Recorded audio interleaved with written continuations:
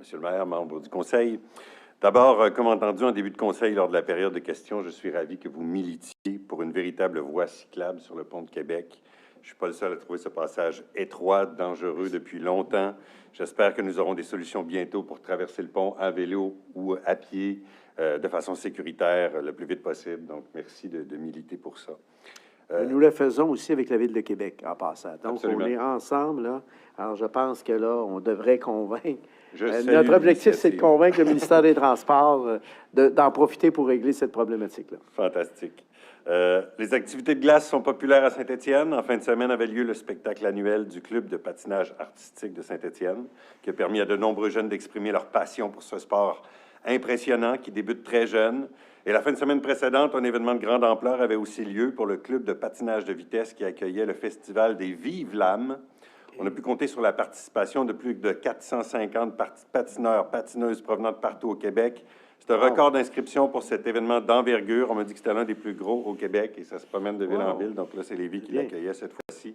Ces deux événements ont permis de remplir les estrades du centre Bruno Verrette et de faire la promotion du sport en mettant de l'avant des valeurs de dépassement de soi avec un bel esprit de collégialité. Alors, félicitations aux organisateurs, bénévoles, parents, accompagnateurs pour ces belles réussites dans notre communauté.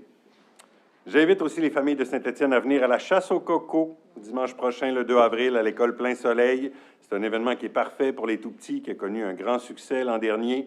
Donc, le regroupement La Parade de Noël de Saint-Étienne continue à animer les familles de mon quartier avec beaucoup de bonne volonté. On leur remercie. Et dans un autre ordre d'idées, on sait que des élus et des représentants de Lévis sont allés à Caen, en France, en mission économique du 26 février au 4 mars.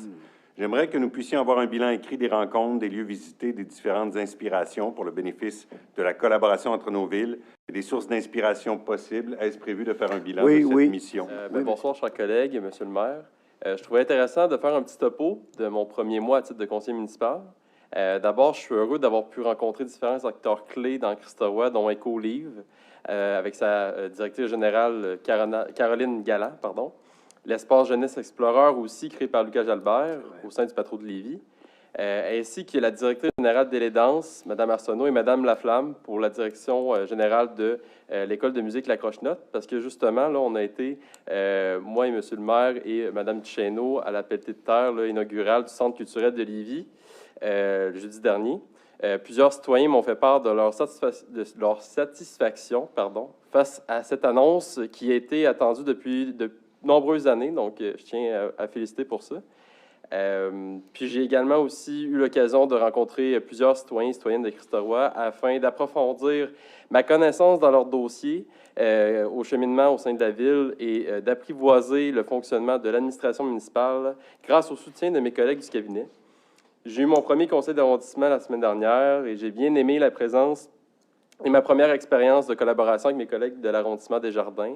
Et j'ai hâte de pouvoir poursuivre ma contribution au développement de la ville via les comités de travail. Merci beaucoup.